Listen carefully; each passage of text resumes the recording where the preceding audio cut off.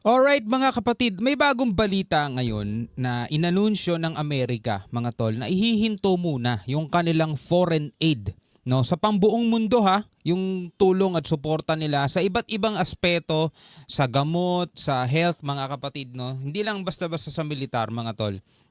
Ngayon, ang pinapangambahan ng Pilipinas, maaapektuhan ba tayo mga tol? No, iiwan na ba tayo na tuluyan ng Amerika at sasabihin sa ating, o bahala na kayo dyan sa China, kaya nyo na yan. Wala na kaming pakialam sa inyo mga tol. Yan ang ating aalamin kasi yun ngayon pinapangambahan ng marami mga tol. Na baka pag iniwan na tayo ng Amerika dito sa West Philippine Sea, yari na tayo. Sakupin na tayo mga tol ng China, no? Wala na tayong laban kasi wala na susuporta sa atin. Well, pag-usapan natin 'yan, mahalagang i-topic natin 'yan at bigyan natin ng reaction and commentary. Ikaw din mismo, pwede kang mag-comment sa ibaba mga tol. Actually, mapapanood mo yung mga balitang yan sa GMA, News 5, UNTV at sa iba pang mga news channel mga tol ay binabalita ngayon yung tungkol doon sa pagsuspinde ng Amerika. No, pansamantala lang naman mga kapatid kasi meron sila pinag-aaralan kung ano ang magiging balik sa kanila, kung kapaki-pakinabang nga ba talaga para sa kanila kasi malaki yung ginagastos nila mga tol sa pagbibigay ng tulong sa buong mundo mga tol. No, so yan ang ating pag-usapan mula rito kay Melvs Castle. Bago natin to simulan, wag mong kalimutan mag-subscribe. Click mo na rin ang notification bell para ma-notify ka whenever na may mga bago tayong reaction video tulad nito. Alright, so wag na natin patagalin pa. Panoorin na natin to mga tol. Military assistance ng Estados Unidos sa Pilipinas sinuspindi na ba? Patay ang Pilipinas pag nangyari yan. Kasalukuyan nga itong sinuspinde. Pinag-iisipan kasi ni US President Donald Trump na hinto ang military aid sa ibang bansa dahil magastos to. Ibig sabihin tulad sa Ukraine, hindi na to tutulong sa giyera sa pamamagitan ng pagpapadala ng fighter jets, missile system at mga tanks. Pag natuloy ang pagsususpinde ni Trump ng military aid, yan, patay talaga tayo dyan. Okay mga tol, linawin lang natin si Trump mga tol, hindi lang siya basta-basta presidente, mga tol, negosyante yan. 'Di ba? Ngayon ang gusto niya, kaya nga siya tumakbong presidente, 'di ba? Ang sabi niya nga doon we will make America great again. So ngayon ang pinoproblema nila, yung laki ng gastos nila, mga tol. Sobrang laki ng gastos nila, 'di ba? So ngayon ang balita sinuspindi ito ng 90 days yung foreign aid nila, mga tol. Pinag-aaralan nila kung ano ba ang balik sa kanila niyan, kung ano ba ang kung may kapakinabangan ba yan para sa kanila. Ngayon, yung tungkol naman sa military, mga kapatid, wala naman kasing nangyayaring gera dito sa West Philippine Sea. Walang nangyayaring gera dito sa Indo-Pacific. Pero iniiwasan din nila yon mga tol kasi nga meron tayong Mutual Defense Treaty na kailangan nilang igalang o irespeto, mga tol. Ngayon, syempre pag na-invoke yung Mutual Defense Treaty na yan, obligado silang tumulong, mga tol. Gastos na naman yun para sa kanila. So ang mangyayari, mga tol, pinapanatili nila yung presensya nila para kahit papano maharang o magdalawang isip man lang yung mga bansang gustong manggulo para walang mangyaring gulo, 'di ba? Kaya kung nakikita nyo mga tol, nagpapadala sila ng mga halimbawa nitong mga nasa video, yan kanilang fleet. Talaga nagbabantayan diyan, mga tol, kasi malaki rin ang interest nila, mga kapatid, dito sa Indo-Pacific at hindi nila papayagan, mga kapatid, na maagaw o kaya makontrol ito ng ibang bansa kasi nga gusto nila maging on top lagi sila Gusto nila, mga tol, sila yung pinakamakapangyarihan sa buong mundo Paano mangyayari yun, mga tol? Once na itong Indo-Pacific ay nasakop na ng China, kontrolado na nila lahat yan, kuha na nila lahat ng langis dyan, wala na, talo na sila, mga tol. Talo na sila pag ganun ang nangyari. So sa tingin nyo ba, kung kayo lang ang tatanungin, papayagan kaya ng Amerika yan na hindi na sila ang pinakamakapangyarihan sa buong mundo? Hindi na yung dolyar ang pinakamalaking currency, no, sa buong mundo. O, question yun, mga tol. Comment kayo sa ibaba. Tuloy natin to. Papaano kasi pag wala ang US Navy sa West Philippine Sea? Kayang-kaya tayong girahin ng China. Kayang pasabugin ng Chinese PLA Navy ang mga barkong pandigma ng Philippine Navy. Actually, hindi rin naman talaga dolyar ang pinakamalaking currency ngayon, mga tol. Dihamak nga na mas malaki pa yung pera ng ng Kuwait 'Di ba? Malaki yung pera ng pounds, malaki yung, pero sa international market kasi talagang dollar ang ginagamit no? Pang ano yan universal Madaling masasakop ng China ang buong West Philippine Sea at madali tayong papasuko sa digmaan. Ang worst case scenario, lumuhod tayong lahat kay Xi Jinping at maging tutanan ng China. Babala na to sa Pilipinas. So ay dapat na maging wake-up call sa Pilipinas na hindi tayo pwedeng umasa na para depensahan natin, ipagtanggol natin ang ating teritoryo. Wake up call yan para sa mga mambabatas. Wake up call yan para sa mga humahawak ng budget natin. Kung saan ninyo pinagdadadala Kung saan kayo nabibisi 'di ba? Ang gustong-gusto nyong ipamahagi sa mga mamamayang Pilipino para syempre malapit na eleksyon mga tol no?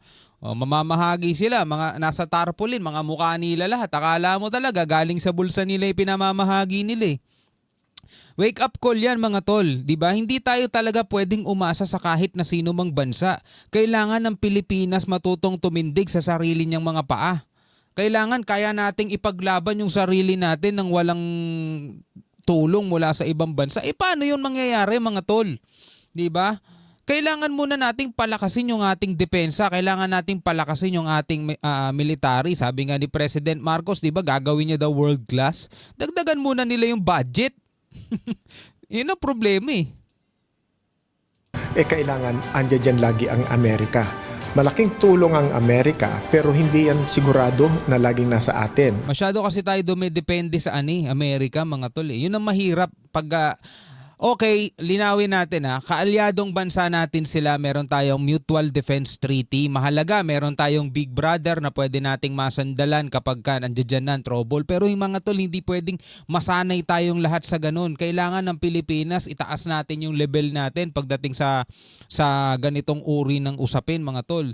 No, tayo na nga lang ata sa buong Indo-Pacific ang wala pang submarine Doon pa lang submarine mga tol Kailangan natin maipaglaban yung ating sariling bansa. Dapat ba tayong matakot dito? Dapat lang talaga. Pero itong si bagong US Secretary of State Marco Rubio, kinausap na agad si Foreign Affairs Secretary Enrique Manalo. Hindi raw kasama ang Pilipinas sa suspension. Tuloy ang ironclad commitment ng Amerikang depensahan ng Pilipinas pag nagkagera. Actually, sabi nga ng DFA, hindi naman daw apektado ang ugnayan natin pagdating sa mga ganitong bagay. At saka 30 lang naman mga tol, 90 days lang naman. Inaaral yan ng Amerika mga tol. Since bago na nga ang presidente, inaaral nila kung tama ba tong policy na to, ano ba ang pakinabang ng Amerika mga tol. Kasi yung deficit nila mga tol masyadong malaki. 'Di ba? So inaaral nila yan, ano ba ang pakinabang sa kanila, no? Kung hindi ba nila tutulungan ng Pilipinas pagdating ng kaguluhan o pagdating sa pangangailangan na pagpapalakas ng puwersa, ano ba ang cons and pros, no? The pros and cons ng mga ganong hakbangin. Syempre alam naman natin napakahalaga natin sa Amerika pagdating sa strategic location. Kaya nga patuloy silang naglalagay ng EDCA sites dito mga tol kasi ang gusto nila ay posisyon yung kanilang puwersa para maharang o makulong yung China sa isang lugar na hindi na kayo makakapag-expand pa. Kilala si Secretary Rubio na anti-China. Galit na galit to kay Xi Jinping. Nauna na rin sinabi ni Rubio na prioridad ng Amerikang pigilan ng pananakop ng China sa West Philippine Sea at sa Taiwan. Pati ang ibang cabinet secretary ni US President Trump nanindigang hindi papayag sakupin ng China ang first island chain.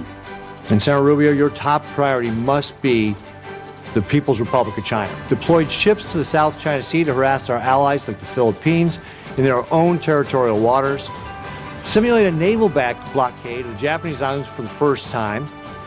Conducted the largest naval drills in decades targeting Taiwan and the broader Western. It's obvious that Xi Jinping is positioning his chess pieces in preparation for war. He's directed his military to be prepared to take Taiwan by 2027, and folks, that's only 2 years away. Now, it's true that does not mean that he will invade in 2027, and it's also true that it's not predetermined. But it should be very concerning to all of us. That he's Diba? Kikita nyo mga tolo, para sa kanila, very concerning yung mga ganong pwede mangyari. 27, and it's also true that it's not predetermined. But it should be very concerning to all of us that he's given his military that direction. Warning na to sa mga congressman dyan. Mas inuuna nyo pa kasi ang ayuda kaysa bumili ng makabagong fighter jets, mga warships, Tama, o di ba? Tulad ng sinabi ko kanina mga tol. Di ba? Isiningit nga lang yun eh. Yung 26 billion budget na yun mga tol, isiningit lang nila yun eh. Di ba? O dinagdagan pa nila yung budget ng DPWH. Bakit? Kasi malapit na eleksyon mga tol at nakikita naman natin mga tol. Whenever na malapit na ang eleksyon, kabila mga tol, bawat street, bawat kalye may ginagawa. 'Di ba? Andiyan dyan sila, akala mo kung sino talaga mga tumutulong sa bayan na namimigay ng tulong eh. 'Di ba? Malapit na election mga tol eh. Kailan ka ba nakakita ng huling ganyan nila? Ang tagal na mga tol, siguro yung last election pa. at mga missile system. Korupsyon ang inuuna kaysa depensa ng Pilipinas. Kung masuspende man talaga yan at madamay tayo, iyak, kawawa talaga ang mga Pilipino. Apektuhan tayo, lalong-lalo na kung healthcare yan, no, lalong-lalo na doon sa mga bakuna, lalong-lalo na doon sa mga assistance na ibinibigay nila sa atin sa pangkalusugan, makaka-apekto yan. Ang US Agency for International Development ay nandito, marami din silang mga programa dito, meron silang mga capability programs para po sa ating mga ahensya. Matitigil yan kung sinasabi nila na hindi sila pwedeng mag-disburse. Kayo sa tingin nyo, iiwan kaya ni President Trump ang Pilipinas o hindi? Ano sa palagay nyo? Alam nyo mga tol, etong issue na to, bilang Amerika, bilang isang bansa mga tol, karapatan nila na aralin kung saan dapat mapunta yung budget nila para naman kasi sa ano nila yun eh, bansa nila yun eh. Kasi kung hindi sila magiging maingat sa pagpapakawala ng budget nila, baka dumating ang panahon mga tol, sila na yun nangangailangan. Kaya kailangan talaga nilang aralin yan. Lalong-lalo na si Trump mga tol, alam naman natin yan, di ba? Negosyante yan mga tol. Alam niya kung paano paandarin ng pera. Alam niya kung paano mag-handle ng pera. Hindi naman magiging mogul yan o kaya magiging tycoon niya ng business world kung hindi siya matalino sa pera. Ngayon, presidente na siya.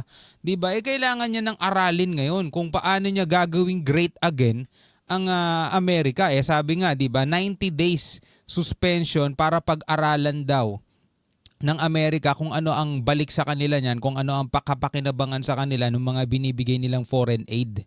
'Di ba? So ngayon mga kapatid, eto naman wake up call nga no para sa ating bansa na hindi tayo talaga pwedeng umasa. Bakit yung ibang mga bansa kaya naman nilang tumayo sa sarili nilang mga paa, 'di ba? Kaya nilang tumayo sa sarili nila mga tol.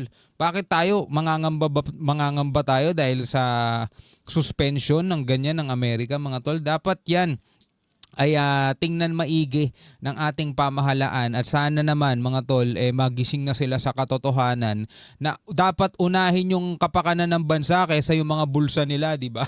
Anyway, bilang isang Pilipino, ano masasabi mo dyan? Comment ka na lamang sa ibaba. Hanggang sa muli, ako nga pala si Shobaldi. Peace out.